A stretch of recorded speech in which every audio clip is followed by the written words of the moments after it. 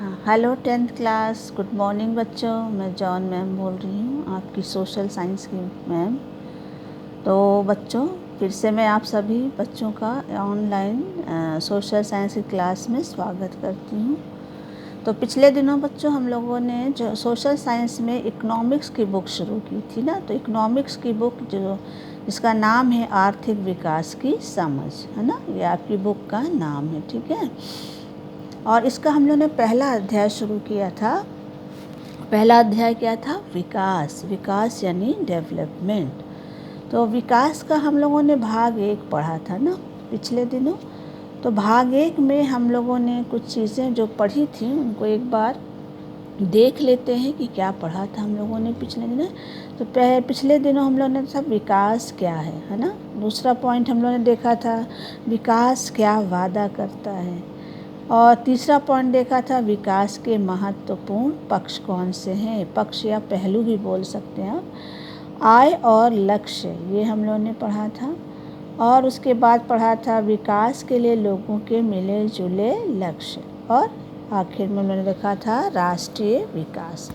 आज हम लोग इसका दूसरा भाग पढ़ेंगे। तो आज हम लोग को पढ़ना है, पहला पॉइंट हम लोग देखेंगे कि विभिन्न देशों या राज्यों की तुलना कैसे की जाए, है ना। विभिन्न देशों या राज्यों की तुलना कैसे की जाए।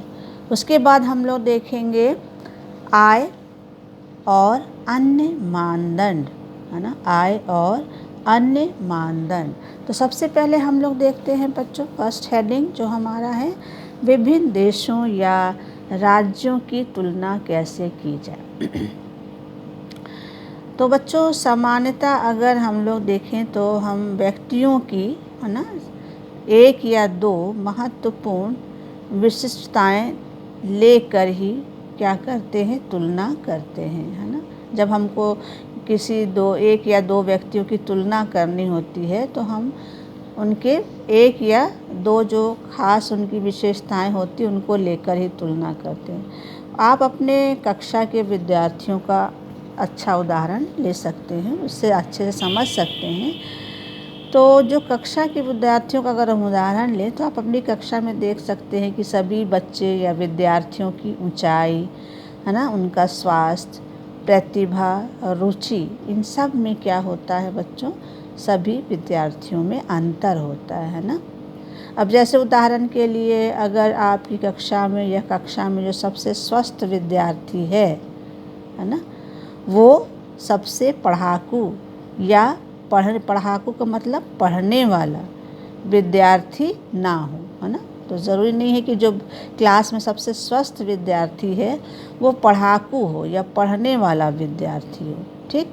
या फिर जो आपकी क्लास में या कक्षा में बुद्धिमान विद्यार्थी हो, बहुत तेज़ है पढ़ने में, है ना, उसकी बुद्धि बहुत तेज़ है, लेकिन हो सकता है कि वो सबसे मित्रता का व्यवहार ना रखता हो। तो इतनी सारी क्या है भिन्नताएं या अंतर जो है वो एक ही क्लास में विद्यार्थियों में क्या है पाई जा। या मान लीजिए कोई बहुत अच्छा विद्यार्थी है जो खिलाड़ी है, यानी खेलने में बहुत तेज़ है, लेकिन हो सकता है वो पढ़ने में उतना तेज़ नहीं है। मान लीजिए किसी की ड्राइंग बहुत अच्छी है ना, ड्राइंग अच्छा बनाता है लेकिन वो विद्यार्थी पढ़ने में अच्छा ना हो। या कोई बहुत अच्छा गाना गाता हो, संगीत में मास्टर हो, लेकिन उसे बाकी विषयों में रुचि ना हो। तो हर विद्यार्थी में क्या पाई जाते हैं बच्चों, अंतर पाता है। कोई ऊंचाई भी देखें तो सबकी ऊंचाई एक जैसी नहीं है, सब में प्रतिभा एक जैसी नहीं, सबकी रुचि एक से नहीं। तो हमने अपनी क्लास में या कक्षा में देखा कि विद्यार्थियों में इतनी सारे क्या पाए जाते हैं, अंतर पाए जाते हैं। सब विद्यार्थी एक जैसे नहीं होते, समान नहीं होते, है ना। इसी प्रकार बच्चों विकास पर भी लागू, यानी यही बात जो अभी हम लोगों ने विद्यार्थियों पे देखी है वही बात किस पर लागू होती है, विकास पर भी। जो हमारा टॉपिक है ना, विकास पर भी यही बात लागू होती है, ठीक है। कौन सी बात? तो अगर हम लोग देश की तुलना करने के लिए उनकी आय सबसे महत्वपूर्ण समझी जाती है। जैसे विद्यार्थियों की तुलना करना तो उनकी ऊंचाई, उनका स्वास्थ्य, उनकी जो रुचि है, उनकी प्रतिभा, है ना। उसी तरह अगर हमको देश की तुलना करनी है, दो देश की तुलना करने के लिए आय जो है वो सबसे महत्वपूर्ण समझा जाता है ना। जिन देशों की आय अधिक होती है उन्हें कम आय वाले देशों से क्या समझते हैं बच्चों? विकसित देश समझते हैं ना। मतलब वो देश जिनकी आय ज़्यादा है उन देशों को कम आय वाले से क्या किया जाता है? विकसित समझा जाता है। ठीक है। इसी तरह बच्चों अधिक आय का मतलब क्या होता है? अधिक आय का मतलब होता है या अर्थ होता है मानवीय आवश्यकताओं की सभी वस्तुओं का अधिक होना। यानी अधिक आय का मतलब क्या है? मानवीय आवश्यकताओं की सभी वस्तुओं का अधिक होना। यानी अगर पैसा है, आय ज़्यादा है, इनकम ज़्यादा है तो उसके पास सभी कुछ होगा बच्चों, सभी वस्तुएं होंगी जो उसकी ज़रूरत की हैं, जो उसको चाहिए, है ना। तो उसके पास सभी वस्तुएं होंगी, है ना। सभी वस्तुओं का उसके पास की होगी, अधिक होंगी, अधिक मात्रा में होंगी, क्योंकि इसके पास आय है, उसके पास इनकम है। ठीक है। एक देश की आय क्या है ना। प्रश्न है अब एक देश की आय क्या है? तो किसी देश की आय उस देश के सभी निवासियों की आय है। इससे हमें देश की कुल आय क्या होती है? ज्ञात होती है। यानी प्रश्न क्या था? एक देश की आय क्या है? तो एक देश की आय क्या है? उस देश के जो सभी निवासी हैं, है ना, उन निवासियों की आय ही क्या है? उस देश की क्या है बच्चों? कुल आय है। ठीक है। तो आय जो है, अगर हमें देशों की तुलना करना है कि कौन विकसित है, कौन विकासशील है, कौन अमीर है, कौन गरीब है, तो इसका सबसे महत्वपूर्ण साधन क्या है बच्चों? आय है। तो आय के आधार पर ही देशों की क्या की जाती है? तुलना की जाती है। जैसा अभी हम लोगों ने देखा, जिन देशों की आय, इनकम ज़्यादा है तो उनको कम आय वालों से क्या किया जाता है? अब अमेरिका है, यूरोप के सारे कंट्री हैं, है ना, अफ्रीकी देशों से या जो एशियाई देशों से क्या हैं? विकसित समझे जाते। क्यों समझे जाते हैं? क्योंकि वहाँ आय क्या है बच्चों? इनकम लोगों की क्या है? ज़्यादा है। अब चलते हैं आगे बच्चों। तो देश की आय क्या है? तो देश की आय उस देश के सभी निवासियों की आय होती है, जिसको हम देश की आय कहते हैं। एक देश दूसरे देश से बेहतर है ना। इसलिए हम औसत आय की क्या करते हैं? तुलना करते हैं। औसत आय को बच्चों प्रति व्यक्ति आय भी बोला जाता है। औसत आय को प्रति व्यक्ति आय कहा जाता है। चाहे औसत आय बोलिए, चाहे प्रति व्यक्ति आय बोलिए। तो औसत आय या प्रति व्यक्ति आय कैसे मालूम की जाती है? तो इसको निकालने का जो तरीका है वो ये है बच्चों कि देश की जो कुल आय है ना, देश की कुल आय को कुल जनसंख्या से क्या कर देते हैं? जब भाग दे देते हैं तो जो आय प्राप्त होती है वही कहलाती है उस देश की औसत आय या प्रति व्यक्ति आय। यानी उस देश की जो कुल आय है, टोटल जो इनकम है, उस टोटल इनकम में जब उस देश की कुल जनसंख्या से क्या कर दें? भाग दे दें, तो हमें कौन सी आय मिल जाती है? औसत आय या प्रति व्यक्ति आय। तो औसत आय या प्रति व्यक्ति आय क्या होती है? औसत आय या प्रति व्यक्ति आय होती उस देश के हर निवासियों की या व्यक्तियों की इनकम को बोलते हैं प्रति व्यक्ति या औसत आय। तो समझ में आ गया कि प्रति व्यक्ति आय औसत क्या होती? तो प्रति व्यक्ति या औसत आय होती है व्यक्तियों की, है ना। किसी देश के जो व्यक्ति होते हैं उनकी आय को ही बोला जाता है प्रति व्यक्ति आय। ये कैसे मालूम किया जाता है? तो कुल आय में जब कुल जनसंख्या से भाग दिया जाता है तो प्रति व्यक्ति आय निकलती। अब आता है हमारा विश्व बैंक। विश्व बैंक जो है, इसने अपनी जो विश्व विकास रिपोर्ट है उसमें आय के आधार पर, कौन से आय के आधार पर? प्रति व्यक्ति आय के आधार पर, है ना, देशों का क्या किया है?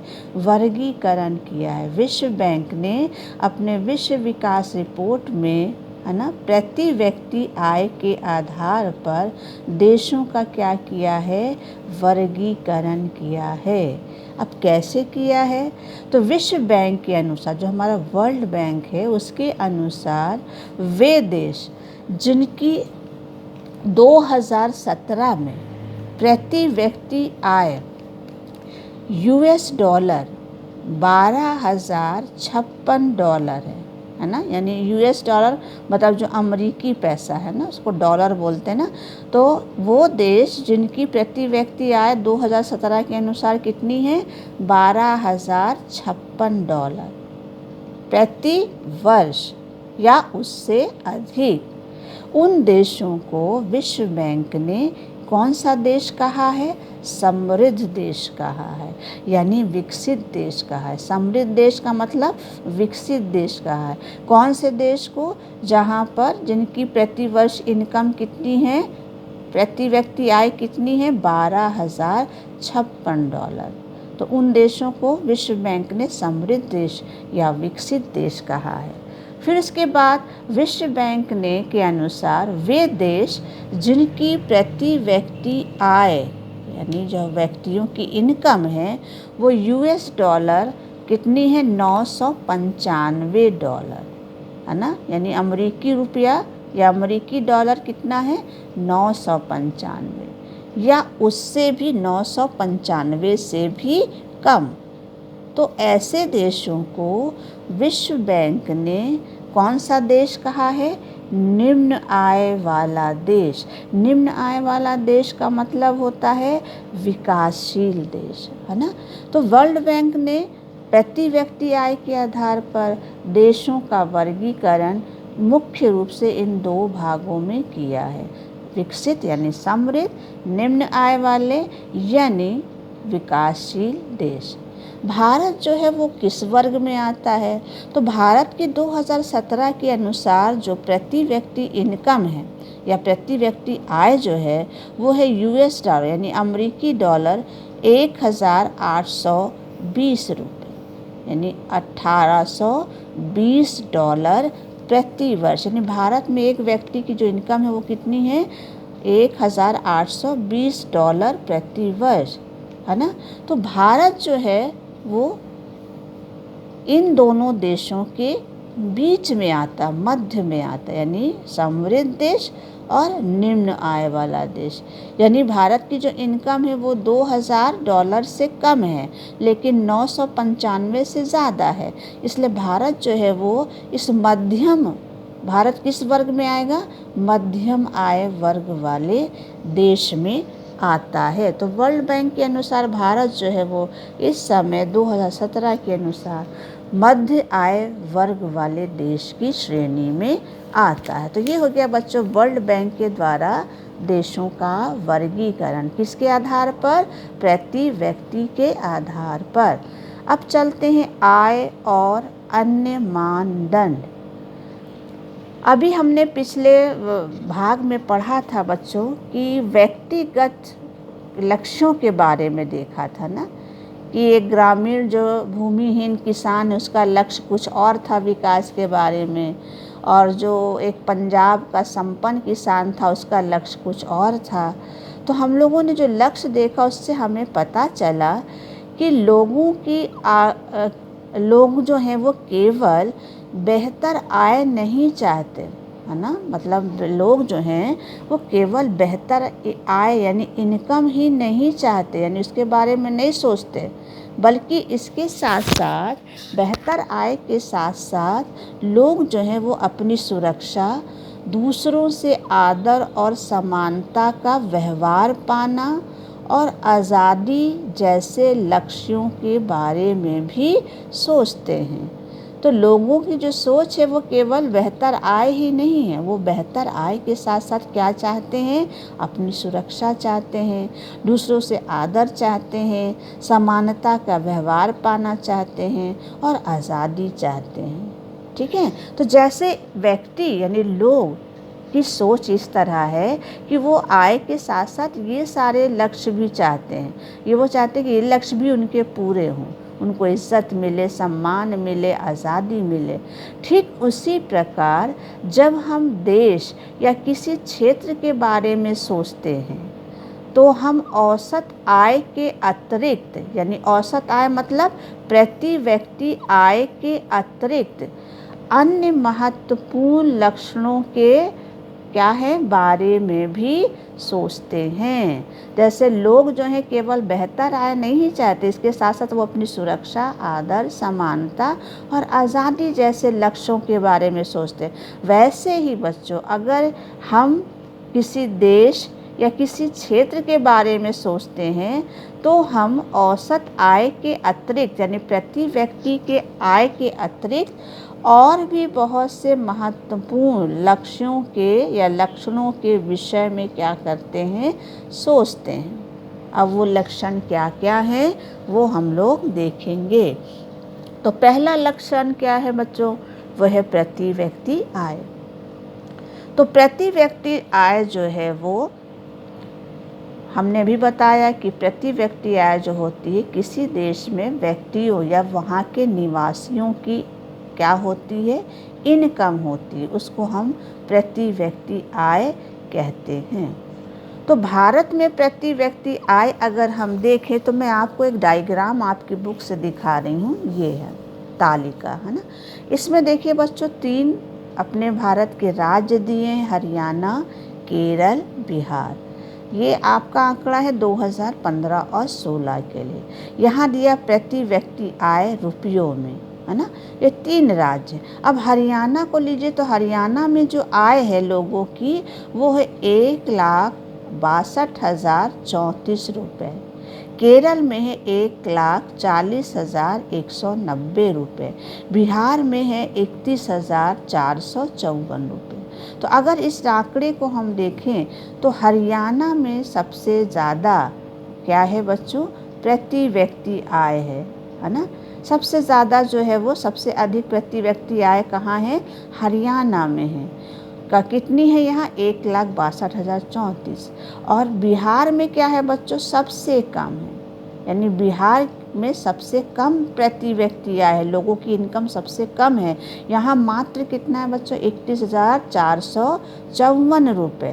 तो इस तरह से अगर हम देखें विकास के पैमाने पर, अगर हम देखें विकास को मापने के लिए अगर हम देखें प्रति व्यक्ति आय का प्रयोग करें तो देख सकते ना बच्चों कि हरियाणा जो है वो बिहार से क्या है, विकसित राज्य है ना। क्योंकि यहाँ लोगों की जो इनकम है, प्रति व्यक्ति इनकम, वो बिहार से क्या है बच्चों, ज़्यादा है।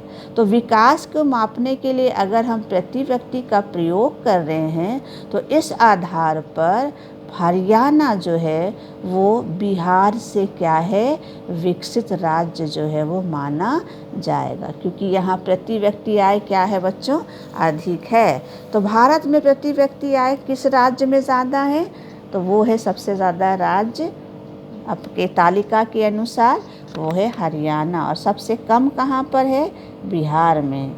इसका मतलब कि बिहार जो है वो पीछे है और हरियाणा क्या है, आगे है, यानी विकसित है। विकास मापने के लिए है ना, यदि प्रति व्यक्ति आय का प्रयोग किया जाए तो हरियाणा सबसे अधिक और बिहार जो है वो सबसे कम विकसित राज्य जो है वो माना जाएगा या होगा। तो ये हो गया बच्चों आय और अन्य मानदंड। तो आय हो गया प्रति व्यक्ति आय, तो हमने देखा कि हरियाणा जो है विकसित है बिहार से, कि यहाँ प्रति व्यक्ति आय ज़्यादा है। और ये पीछे हरियाणा से क्यों है, क्योंकि यहाँ प्रति व्यक्ति आय कम है। अब चलते हैं शिशु मृत्यु दर, है ना। अन्य मानदंड में है शिशु मृत्यु दर। तो शिशु मृत्यु दर किसको बोलते हैं बच्चों, ये हमें पता होना चाहिए ना। तो शिशु मतलब वो ये बच्चे जो पैदा होते हैं, जन्म लेते हैं, है ना। मृत्यु दर मतलब जो उनकी मृत्यु मरने का जो संख्या है या अनुपात है ना। तो किसी वर्ष में पैदा हुए 1,000 जीवित बच्चों में से, है ना, 1 वर्ष की आयु से पहले मर जाने वाले बच्चों का अनुपात ही क्या है बच्चों? शिशु मृत्यु दर है। यानी किसी वर्ष में जो बच्चे पैदा हुए, 1000 जो जीवित बच्चे हैं, इन जीवित बच्चों में से वो बच्चे जो 1 वर्ष की आयु पूरी होने से पहले ही क्या हो गए? मर गए, जिनकी मृत्यु हो गए, ऐसे बच्चों के अनुपात को ही हम क्या बोलते हैं बच्चों? शिशु मृत्यु दर। और भारत में सबसे ज़्यादा शिशु मृत्यु दर कहाँ है बच्चों? तो भारत में सबसे ज़्यादा सबसे कम मृत्यु दर कहाँ है? तो इस तालिका में आप देख सकते हो, आपकी बुक में ही है। तो ये 3 राज्य हैं, हरियाणा, केरल, बिहार। तो सबसे कम मृत्यु दर जो है वो आपका केरल में है ना? केरल में सबसे मृत्यु दर जो है वो शिशु मृत्यु दर कम है। और क्यों है केरल में सबसे कम शिशु मृत्यु दर? क्योंकि केरल जो है वो एक ऐसा राज्य है बच्चों, केरल एक ऐसा राज्य है जहाँ स्वास्थ्य और शिक्षा की मौलिक सुविधाएं जो हैं वो पर्याप्त मात्रा में उपलब्ध हैं। इसीलिए यहाँ पर केरल में जो शिशु मृत्यु दर है भारत में वो सबसे कम है। अब आता है अन्य मानदंड में, आय के अतिरिक्त अन्य मानदंड में है साक्षरता दर। साक्षरता दर किसको बोलते हैं? साक्षरता का मतलब वो होता है बच्चों, वो व्यक्ति जो लिखना पढ़ना जानता हो। तो भारत में साक्षर उसको कहते हैं, उस व्यक्ति को कहते हैं 7 वर्ष और उससे अधिक आयु के लोग को साक्षर जनसंख्या कहा जाता है। जो लिखना पढ़ना जानते हैं और थोड़ा बहुत हल्का फुल्का जो हिसाब किताब है ना, यानी हिसाब किताब जान रहे हो ना, रोज़ के जीवन में जो हिसाब किताब की ज़रूरत पड़ती है वो हिसाब किताब, साधारण गुणा भाग करना जानते हो, जोड़ घटाना करना चाहते हो, तो ऐसे लोगों को भारत में साक्षर कहा जाता है।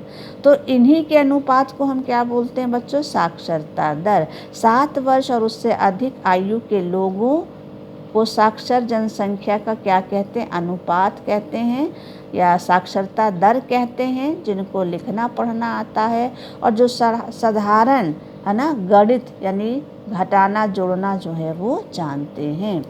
साक्षरता दर में भी अगर हम देखें तो केरल सबसे आगे, सबसे ज़्यादा साक्षरता दर केरल में ही पाई जाती है। आप इसी तालिका में देख सकते हो, केरल में 94% लोग जो हैं वो साक्षर हैं। तो इस साक्षरता ज़्यादा है, इसीलिए केरल में शिशु मृत्यु दर भी क्या है? कम है। तो केरल में साक्षरता ज़्यादा होने के कारण शिशु मृत्यु दर भी कम है। साथ ही यहाँ स्वास्थ्य की भी क्या है बच्चों? मौलिक सुविधाएं पर्याप्त मात्रा में उपलब्ध हैं। अब चलते हैं, आता है हमारा अन्य मानदंड। अन्य मानदंड में आता है सार्वजनिक सुविधाएं। अब ये सार्वजनिक सुविधाएं क्या होती हैं?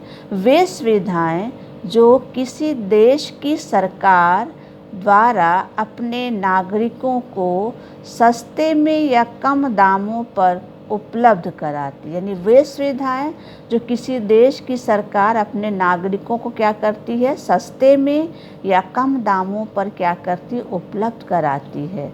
जैसे स्वास्थ्य केंद्र, स्कूल, कॉलेज और सार्वजनिक वितरण प्रणाली आदि। इन्हीं को हम क्या बोलते हैं? इन्हीं सुविधाओं को हम क्या बोलते हैं? सार्वजनिक सुविधाएं। सार्वजनिक इसलिए बोलते हैं क्योंकि ये सुविधाएं किसके द्वारा दी गई हैं अपने नागरिकों को? सरकार के द्वारा।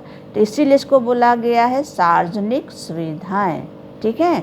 तो जिन राज्यों में सार्वजनिक वितरण प्रणाली की सुविधा है और वो सार्वजनिक वितरण प्रणाली उस राज्य में ठीक प्रकार से काम करती है, तो ऐसे राज्यों में या उन राज्यों में लोगों के स्वास्थ्य और पोषण स्तर क्या होता है? बेहतर होता है।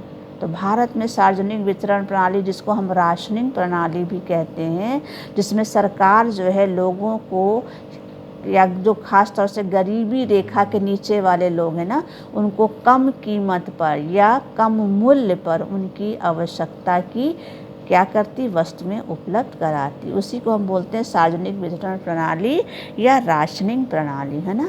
तो जिन राज्यों में सार्वजनिक वितरण प्रणाली ठीक प्रकार से काम करती है, ऐसे राज्यों में लोगों का स्वास्थ्य भी अच्छा होता है और पोषण स्तर भी उनका क्या होता है, कैसा होता है, बेहतर होता है।